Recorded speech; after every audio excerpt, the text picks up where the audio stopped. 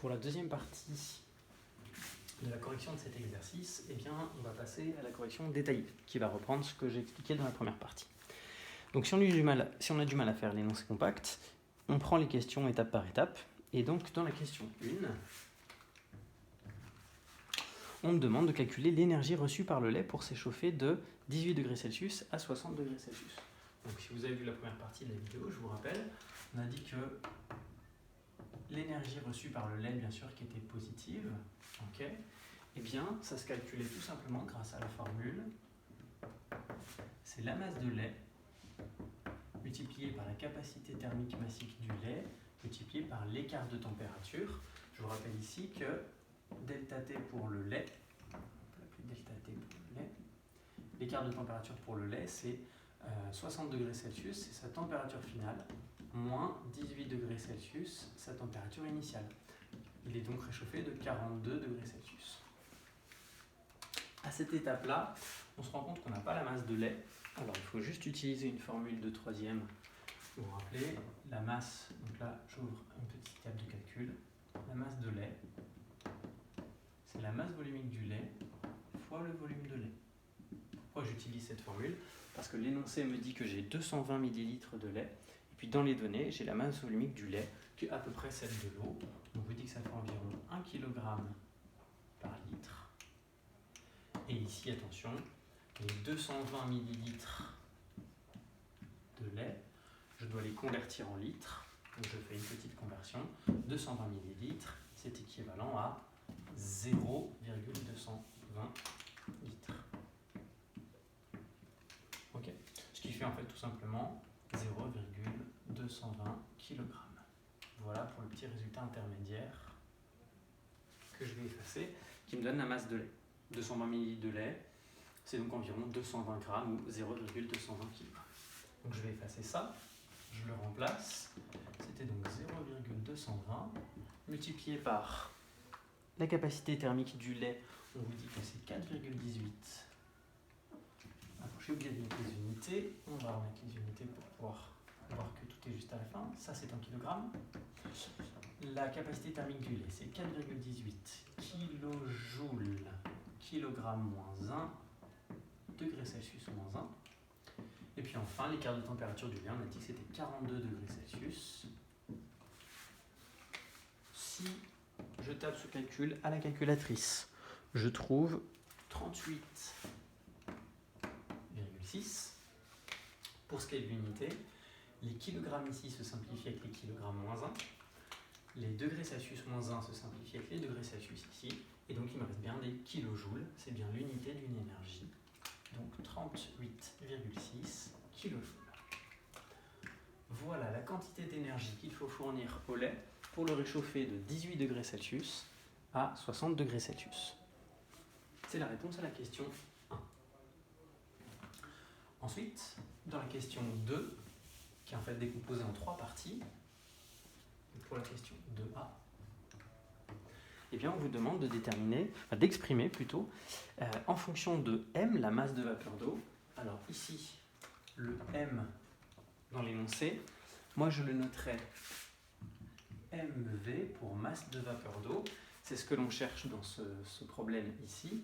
Et donc, quelle est la masse de vapeur d'eau qu'il faut donner, qu'il faut diffuser dans le lait pour que le lait se réchauffe à 60 degrés Celsius. Si je reprends ce que j'ai expliqué dans la première partie, je vous ai dit que la quantité de chaleur que la vapeur d'eau allait donner, c'était 3 termes que j'avais appelés Q1, Q2 et Q3. Ça, on va le calculer dans la question, dans la petite a, celle-là dans la petite b et celle-là dans la petite c. Okay, donc dans la question petite a, on vous demande juste quelle est la quantité d'énergie, ou l'exprimer, l'énergie libérée par la vapeur d'eau quand elle passe de 120 degrés Celsius à 100 degrés Celsius. Donc, c'est la même formule, vu que là, il n'y a pas de changement d'état, c'est la masse de vapeur d'eau, ce que je cherche, multiplié par la capacité thermique de la vapeur d'eau. Elle est donnée dans l'énoncé, d'accord. Donc, dans l'énoncé, c'est noté C de l'eau gaz. Et enfin, fois delta θ. Je vous rappelle que cet écart de température ici, c'est quoi? Eh bien, j'ai une eau qui est à 120 degrés Celsius et qui va passer à 100 degrés Celsius. avant de passer à l'état liquide. Donc ça fait, excusez-moi, je me trompe ici, mais sa température finale c'est 100 degrés Celsius, sa température initiale c'est 120 degrés Celsius, donc l'écart de température que va subir l'eau gazeuse, eh bien c'est moins 20 degrés Celsius. Okay. Ce qui fait que ce terme-là sera bien négatif. Donc c'est MV fois C de l'eau qui vaut 1,89, c'est donné dans le livre, multiplié par moins 20 degrés Celsius. Donc ça fois ça va me faire environ 40 quelque chose. Quand je compare à l'énoncé, on me dit que c'est moins 37,8 fois MV. Voilà, j'ai exprimé Q1 en fonction de la masse de vapeur d'eau. Je ne peux pas donner sa valeur parce que je ne connais pas la masse de vapeur d'eau qui était utilisée. Ce sera une donnée que j'utiliserai à la fin. Je garde cette information pour l'instant. On voit bien juste que c'est une remarque que c'est une valeur négative. D'accord ? Ensuite, il nous reste à calculer les deux autres termes. Donc c'est l'objet de la question B. Dans la question B, on vous demande de déterminer l'énergie libérée par cette vapeur d'eau quand elle devient liquide. Donc ce Q2 ici, ça correspond à la quantité de chaleur qu'il faut pour la liquéfaction. C'est là que le changement d'état a lieu. Et dans ce cas-là, la formule, c'est la masse de vapeur d'eau qui va se liquéfier fois l'énergie massique de liquéfaction de l'eau qui est donnée dans l'énoncé. La valeur est donnée. On vous dit que c'est moins 2257 kJ par kilogramme fois MV. Donc là, c'est assez rapide et direct pour répondre à la question 2B. Ok. Donc, on a répondu à la question 2B.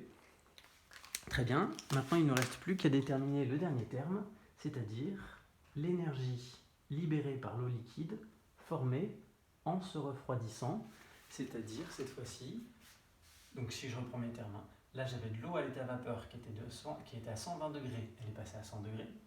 Ensuite, ce terme-là correspond au fait que l'eau vapeur à 100 degrés va devenir de l'eau liquide à 100 degrés, elle se liquéfie. Et le dernier terme, c'est le petit c. Ça correspond au fait que mon eau qui est à l'état vapeur maintenant est à l'état liquide à 100 degrés Celsius, elle va se refroidir jusqu'à 60 degrés Celsius. Donc la formule c'est masse d'eau liquide, donc c'était l'eau vapeur mais qui est devenue liquide, fois C de l'eau liquide, ok, qu'ils ont noté CO avec un petit L dans l'énoncé, fois l'écart de température. Donc cette eau liquide, on a dit, elle est à 100 degrés Celsius, elle va passer à 60 degrés Celsius. Donc sa température finale c'est 60 degrés Celsius, 60,0. Sa température initiale c'était 100 degrés Celsius. C'était des degrés Celsius. Donc sa température baisse de 40 degrés Celsius. Θ 2 vaut moins 40 degrés Celsius. Donc si j'efface ça, et que je passe au calcul, j'ai cette donnée que je ne connais pas, que je vais chercher, hein, c'est ce que je cherche depuis le début, multiplié par 4,18, multiplié par moins 40,0. Quand je fais le calcul, je trouve moins 167 fois MV. Voilà l'expression du dernier terme. Ok. Et donc, il ne nous reste plus qu'à rassembler tout ça dans la question 3 pour répondre au problème posé. On vous dit, à l'aide d'un bilan d'échange énergétique, calculer la masse M de vapeur d'eau que le serveur doit injecter. Donc, en question 3, si on fait le bilan,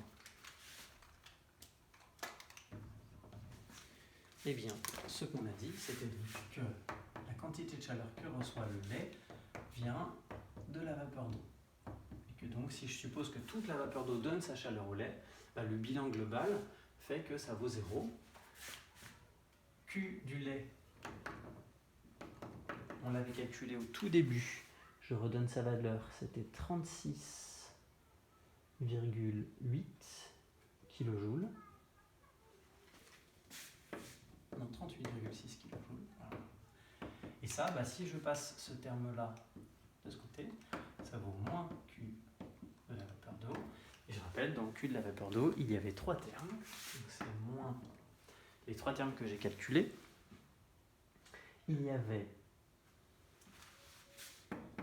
moins 37,8 fois la masse de vapeur d'eau, plus moins 2257 fois la masse de vapeur d'eau, plus, là je vais mettre une parenthèse parce que sinon ça n'a pas de sens mathématiquement, moins 167 fois mv. Ok. Alors, ça peut paraître un petit peu bizarre. Je me retrouve avec un moins là, et puis bien sûr des moins ici, ici et ici. Donc simplement ce moins là va faire qu'il va se simplifier avec les autres, et donc mon résultat final c'est que ça vaut 37,8 fois mv plus 2257 fois mv plus 167 fois mv. Okay. Alors ce qu'on voit bien, c'est que mv est un facteur de ces 3 termes-là. D'accord. Donc si je le mets en facteur, je me retrouve avec mv fois la somme de ces 3 valeurs. Alors on en voit une, hein, elle qui domine largement, c'est l'échange de chaleur qui correspond à la liquéfaction. Et quand on fait le calcul, la somme des 3, eh bien on trouve que ça fait... Alors j'ai pas la valeur dans le corrigé, c'est pas trop grave, on va le faire de tête. Non, on va sortir la calculatrice plutôt.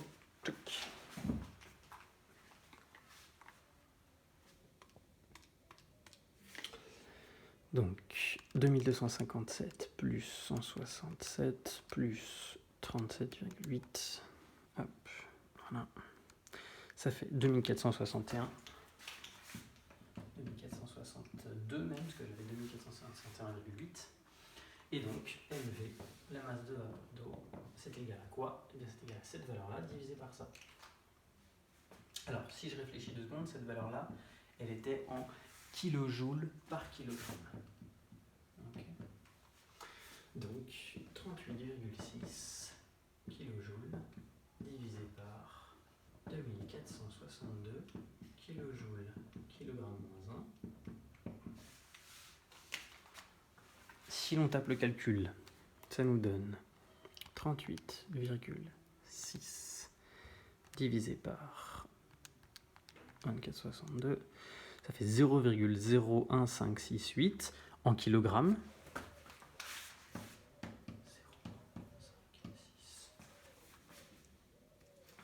0,568 en kilogrammes.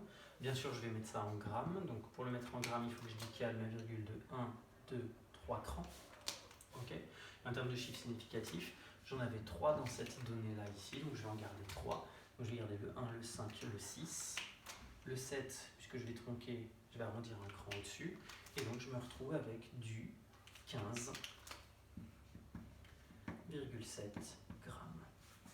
Donc, le résultat final de la masse d'eau-vapeur est de 15,7 grammes. Je vais le noter ici pour que ce soit bien visible. Donc, la masse de vapeur d'eau qu'il faut injecter dans le lait, c'est 15,7 grammes d'eau vapeur à 120 degrés Celsius. Et cette eau vapeur à 120 degrés Celsius, donc si on refait le bilan, hein, elle va d'abord se refroidir à 100 degrés Celsius, puis ensuite elle va se liquéfier à 100 degrés Celsius, puis elle va se refroidir à 60 degrés Celsius. Okay. Et toute l'énergie qu'elle aura donnée au cours de ces 3 étapes-là va servir à chauffer le lait à 60 degrés Celsius. Petite analyse, hein, vous voyez que vous avez rajouté à peine 15 grammes d'eau dans cette tasse qui contenait 220 grammes de lait. Donc vous avez rajouté une toute petite quantité, c'est assez cohérent. C'est juste pour avoir un regard critique, si on avait trouvé 15 kg d'eau à rajouter pour faire chauffer le lait, bien sûr ça ne serait pas cohérent. On ne peut pas mettre 15 kg d'eau pour juste préparer un petit déchaud sur le comptoir d'un café. Voilà pour la correction de cet exercice 14.